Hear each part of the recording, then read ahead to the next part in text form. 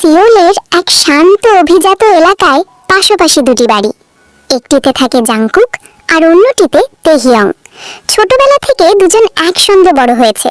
দুই পরিবারের এত ঘনিষ্ঠতা যে সবাই তাদের একই পরিবারের সদস্যের মতোই দেখে। কিন্তু একটাই সমস্যা, জাংকুক আর তেহিয়ং একে অপরকে একদম সহ্য করতে পারে না। প্রতিদিন সকাল শুরু হয় ঝগড়া দিয়ে। এই, আমার কফিটা কে খেলো? রান্নাঘর থেকে চিৎকার করে উঠল তেহিয়ং।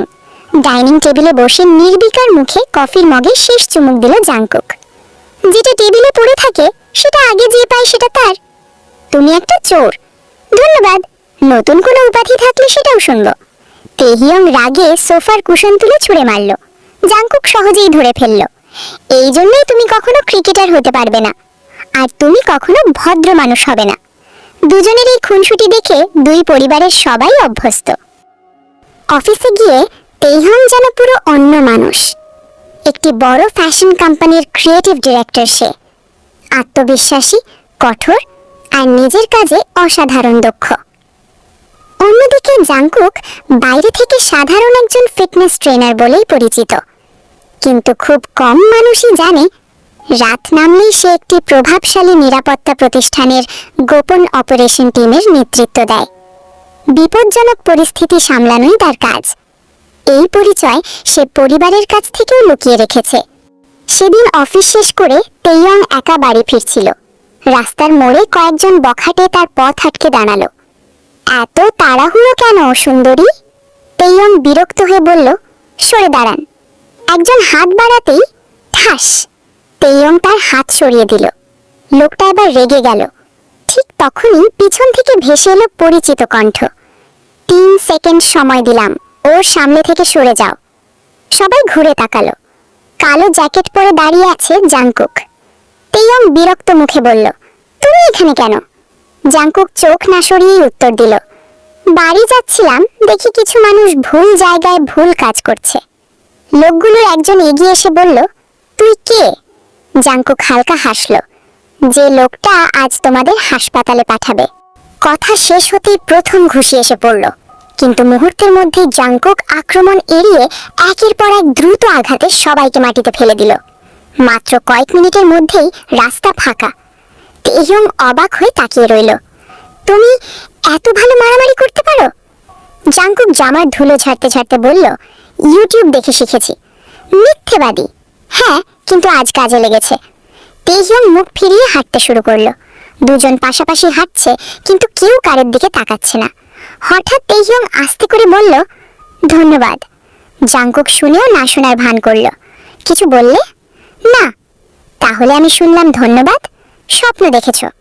জাংকুক হেসে ফেলল, আর সেই হাসিটাই তেইয়ংকে আরো বেশি বিরক্ত করে দিল। কিন্তু সে বুঝতে পারল না দূরের একটি কালো গাড়ি থেকে কেউ তাদের দুজনকে অনেকক্ষণ ধরে লক্ষ্য করছে। লোকটি ফোন বের করে শুধু একটি কথাই বলল, টার্গেট দুজন একসঙ্গে আছে, নজর রাখতে থাকো। তেইয়ং স্থির হয়ে জাংকুকের দিকে তাকিয়ে আছে। তার চোখে সেই কঠিন দৃষ্টি, শরীরের প্রতিটি নড়াচড়ায় প্রশিক্ষণের ছাপ। জাংকুক, তুমি আসলে কে? জাংকুক কয়েক সেকেন্ড চুপ থেকে হালকা হাসলো। যে তোমার সঙ্গে প্রতিদিন ঝগড়া করে। আমি সিরিয়াস। আমিও। তেহিয়ং বিরক্ত হয়ে তার হাত ছেড়ে সামনে হাঁটতে লাগলো। তুমি সবসময় সবকিছু লুকাও। জাংকুক দীর্ঘশ্বাস ফেলল। কিছু সত্য জানার সঠিক সময় থাকে, আর আমি সেই সময়ের যোগ্য নই। প্রশ্নটা শুনে জাংকুক থেমে গেল। ধীরে ধীরে তেহিয়ংয়ের সামনে এসে দাঁড়ালো। তুমি এমন একজন মানুষ যাকে আমি কোনো বিপদে ফেলতে চাই না। কথাটা শুনে তেহিয়ংয়ের রাগ যেন একটু নরম হয়ে গেল। হঠাৎ সে খেয়াল করলো জাংকুকের ডান হাতে রক্ত। তোমার হাত কেটে গেছে? সামান্য আঁচড়। চুপ করো। তেহিয়ং তার হাত ধরে বাড়ির দিকে নিয়ে গেল। নিজের ঘরে ফার্স্ট এইড বক্স খুলে খুব যত্ন করে ক্ষত পরিষ্কার করতে লাগলো। জাংকুক চুপচাপ তার মুখের দিকে তাকিয়ে রইল। এভাবে তাকিয়ে আছো কেন? তেইয়ং জিজ্ঞেস করলো। ভাবছি, যে মেয়েটা সারাদিন আমার সঙ্গে ঝগড়া করে সেই মেয়েটাই এখন আমার হাত বেঁধে দিচ্ছে। তেইয়ং ঠোঁট বাঁকিয়ে বলল, বেশি কথা বললে ব্যান্ডেজটা শক্ত করে বেঁধে দেব। জাংকুক হেসে ফেলল। এক মুহূর্তের জন্য দুজনের চোখে চোখ পড়ল। ঘরের ভেতর অদ্ভুত এক নীরবতা। তেইহং ধীরে বলল, আজ যদি তুমি না থাকতে? জাংকুক শান্ত কণ্ঠে উত্তর দিল, আমি থাকব, যতক্ষণ দরকার। কথাটা শুনে তেইহং অপ্রস্তুত হয়ে চোখ নামিয়ে নিল। তারপর আস্তে করে জাংকুককে জড়িয়ে ধরল। জাংকুক প্রথমে অবাক হলেও কয়েক সেকেন্ড পরে সেও আলতো করে তাকে জড়িয়ে ধরল। ধন্যবাদ, তেইহং খুব নিচু স্বরে বলল। জাংকুক মৃদু হেসে উত্তর দিল, স্বাগতম, তবে কাল সকাল থেকে আবার ঝগড়া শুরু হবে। তেইহং হালকা একটা ঘুষি মারল তার কাঁধে। অসম্ভব মানুষ। ঠিক তখনই জাংকুকের ফোন কেঁপে উঠল। স্ক্রিনে ভেসে উঠল একটি গোপন বার্তা, target is not safe, enemy has entered the family. জাংকুকের মুখের হাসি মিলিয়ে গেল। সে বুঝতে পারল এবার বিপদ শুধু তেইহংয়ের জন্য নয়, দুই পরিবারের ভেতরেই কেউ একজন শত্রু হয়ে লুকিয়ে আছে। নিজের ঘরে ফার্স্ট এইড বক্স খুলে খুব যত্ন করে ক্ষত পরিষ্কার করতে লাগলো। জাংকুক চুপচাপ তার মুখের দিকে তাকিয়ে রইল। এভাবে তাকিয়ে আছো কেন? তেইহং জিজ্ঞেস করলো। ভাবছি, যে মেয়েটা সারাদিন আমার সঙ্গে ঝগড়া করে সেই মেয়েটাই এখন আমার হাত বেঁধে দিচ্ছে। তেইহং ঠোঁট বাঁকিয়ে বলল, বেশি কথা বললে ব্যান্ডেজটা শক্ত করে বেঁধে দেব। জাংকুক হেসে ফেলল।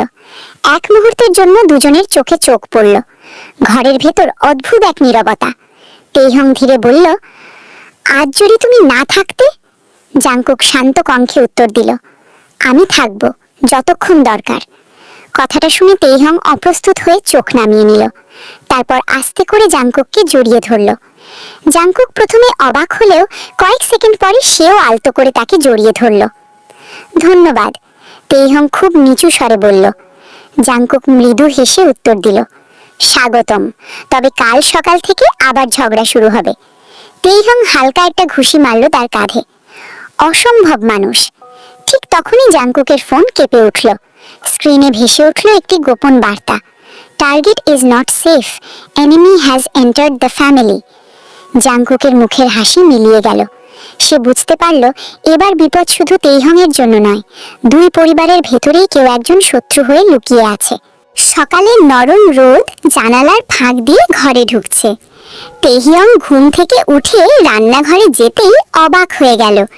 ডাইনিং টেবিলে তার পছন্দের নাস্তা সাজানো, একটি ছোট্ট কাগজে লেখা, আজ কফিটা চুরি করিনি, জাংকুক। তেহিয়ং নিজের অজান্তেই হেসে ফেলল। ঠিক তখনই জাংকুক পিছন থেকে বলল, হাসছো কেন? তেহিয়ং তাড়াতাড়ি মুখ গম্ভীর করে বলল, কে হাসছে? আমি না। আয়নায় একবার দেখে নিও। চুপ। তেহিয়ং একটি রুটির টুকরো ছুঁড়ে মারল। জাংকুক সেটি ধরে খেয়ে ফেলল। ধন্যবাদ, ব্রেকফাস্টে আরেকটা আইটেম যোগ হলো। তুমি সত্যি অসহ্য। দুজনের এই খুনসুটি দেখে বাড়ির সবাই মুচকি হাসলো। অফিসে পৌঁছেই তেইয়ং লক্ষ্য করল কেউ যেন সারাক্ষণ তাকে অনুসরণ করছে। লিফটের সামনে, করিডোরে, এমনকি পার্কিং লটেও একই কালো স্যুট পরা লোকটিকে দেখা যাচ্ছে। সে বিষয়টি জাংকুককে ফোনে জানালো। আমার মনে হচ্ছে কেউ আমাকে ফলো করছে।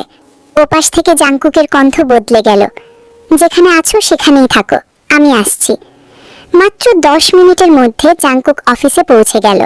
সে চারপাশে একবার তাকিয়েই বুঝে গেল লোকটি সাধারণ কেউ নয়, কিন্তু ততক্ষণে সে অদৃশ্য। সন্ধ্যায় বাড়ি ফেরার সময় তেইহং বলল, আজ সারাদিন তুমি আমার পাশে ছিলে, কারণ আমার মনে হচ্ছে ঝড় এখনো শেষ হয়নি। তুমি সবসময় এমন রহস্যময় কথা বলো কেন? জাংকুক মৃদু হেসে উত্তর দিল, রহস্য না থাকলে তুমি আমার সঙ্গে ঝগড়া করবে কি নিয়ে? তেইহং চোখ ঘুরিয়ে বলল, তোমার সঙ্গে ঝগড়া করার 1000টা কারণ আছে। দুজনেই হেসে উঠল। বাড়ির ছাদে দাঁড়িয়ে রাতের সিওল শহর দেখছিল তারা। হালকা বাতাসে তেইহংয়ের চুল মুখে এসে পড়ছিল। জাংকুক ধীরে হাত বাড়িয়ে চুলগুলো কানের পাশে সরিয়ে দিল। তেইহং কিছুক্ষণ চুপ করে তার দিকে তাকিয়ে রইল। তুমি বদলে গেছো, হয়তো তোমার জন্য। তেইহং লজ্জায় চোখ নামিয়ে ফেলল। জাংকুক আলতো করে তার হাত ধরল। কয়েক মুহূর্ত নীরবতার পর তেইহং নিজেই আরো একটু কাছে এগিয়ে এলো। দুজনের চোখে চোখ পড়ল। জাংকুক ধীরে তার কপালে একটি কোমল চুমু দিল। তেইহং মৃদু হেসে বলল, এতদিনই একটু ভদ্র হলে মনে হচ্ছে। কাল থেকে আবার আগের মতো দুষ্টুমি করব, দেখা যাবে। ঠিক তখনই নিচে গেটের সামনে একটি কালো গাড়ি এসে থামল। গাড়ি থেকে নেমে এলো লম্বা এক ব্যক্তি। তার হাতে একটি পুরনো ছবি। ছবিতে ছোটবেলার জাংকুক। লোকটি ছবির দিকে তাকিয়ে ফিসফিস করে বলল, অবশেষে তোমাকে খুঁজে পেলাম। ছাদের উপর দাঁড়িয়ে থাকা জাংকুক তখনও জানতো না তার বহু বছর আগের অতীত ফিরে এসেছে, আর সেই অতিথি এবার তার আর তেহিয়ংয়ের সম্পর্ককে সবচেয়ে বড় পরীক্ষার মুখে দাঁড় করাবে। রাত তখন প্রায় 10:30। জাংকুকের চোখ হঠাৎ নিচের গেটে দাঁড়িয়ে থাকা লোকটির দিকে পড়ল। লোকটিও উপরের দিকে তাকিয়েছিল। দুজনের চোখে চোখ পড়তেই লোকটি মুচকি হেসে ধীরে ধীরে গাড়িতে উঠে চলে গেল। জাংকুকের মুখ মুহূর্তেই গম্ভীর হয়ে উঠল। কি হয়েছে? তেহিয়ং উদ্বিগ্ন কণ্ঠে জিজ্ঞেস করল। কিছু না, তোমার মুখ বলছে অন্য কথা। জাংকুক জোর করে হাসল। চলো, রাত হয়ে গেছে। পরদিন সকালে তেহিয়ং ঘুম থেকে উঠতেই দেখল জাংকুক বাড়িতে নেই। ডাইনিং টেবিলে শুধু একটি ছোট্ট নোট, জরুরি কাজে বের হয়েছি, নাস্তা করে নিও। তেহিয়ং ঠোঁট ফুলিয়ে বলল, একবার বলেও যেতে পারলে না? সারা দিন তার মনটা অদ্ভুত অস্থির লাগতে থাকলো। অন্যদিকে শহরের এক নির্জন গুদাম ঘরে জাংকুক সেই রহস্যময় লোকটির সামনে দাঁড়িয়ে। লোকটির নাম কাং দোশিক। সে একসময় আন্তর্জাতিক অপরাধ চক্রের সদস্য ছিল। দোশিক ঠান্ডা গলায় বলল, অনেক বছর পর দেখা জাংকুক, আমার নাম মুখে নিও না। তুমি পালিয়ে এসেছো ভেবেছিলে সব শেষ? জাংকুক শান্ত স্বরে বলল, আমার পরিবারের কাছ থেকে দূরে থাকো। দোশিক হেসে উঠল, আমি তোমার জন্য আসিনি, আমি এসেছি তেহিয়ংয়ের জন্য। কথাটা শুনে জাংকুকের চোখে কঠিন রাগ ফুটে উঠল। সে এক ঝটকায় দোশিকের কলার চেপে ধরল। তার নাম আর একবার নিলে ফল ভালো হবে না। দোশিক বিন্দুমাত্র ভয় পেল না। দেখা যাবে। সন্ধ্যায় তেহিয়ং অফিস থেকে বের হতেই দেখল জাংকুক গেটের সামনে দাঁড়িয়ে আছে। তার ডান গালে ছোট্ট একটা কাটা দাগ। তেহিয়ং অবাক হয়ে এগিয়ে এলো। আবার মারামারি করেছো? জাংকুক হেসে বলল, দরজায় ধাক্কা খেয়েছি। মিথ্যেবাদী। তেহিয়ং ব্যাগ থেকে ছোট্ট ব্যান্ডেজ বের করে তার গালে লাগিয়ে দিল। নিজের যত্ন নিতে পারো না? জাংকুক মজা করে বলল, তুমি তো আছো। তেহিয়ং মুখ ফিরিয়ে ফেললেও তার গাল হালকা লাল হয়ে উঠল। ঠিক তখনই রাস্তার ওপাশে দাঁড়িয়ে থাকা একটি মোটরসাইকেল দ্রুত তাদের দিকে ছুটে এলো। মোটরসাইকেলে থাকা ব্যক্তি তেহিয়ংয়ের ব্যাগ ছিনিয়ে নেওয়ার চেষ্টা করল। জাংকুক মুহূর্তের মধ্যে তেহিয়ংকে নিজের দিকে টেনে নিরাপদে সরিয়ে দিল। ব্যাগটি ছিনিয়ে নেওয়া সম্ভব হলো না। লোকটি পালিয়ে গেল, কিন্তু যাওয়ার আগে একটি খাম ফেলে দিল। খামের ভেতরেই মাত্র একটি ছবি। ছবিতে ছোটবেলার জাংকুক আর তেহিয়ং। পেছনে লাল কালি দিয়ে লেখা, খেলা শুরু হয়েছে, এবার তোমাদের কেউ নিরাপদ নয়। জাংকুক ছবিটা শক্ত করে মুঠোয় চেপে ধরল। সে বুঝতে পারল এবার শত্রুর লক্ষ্য শুধু সে নয়, তেহিয়ংও, আর সে যে কোনো মূল্যে তেহিয়ংকে রক্ষা করবে।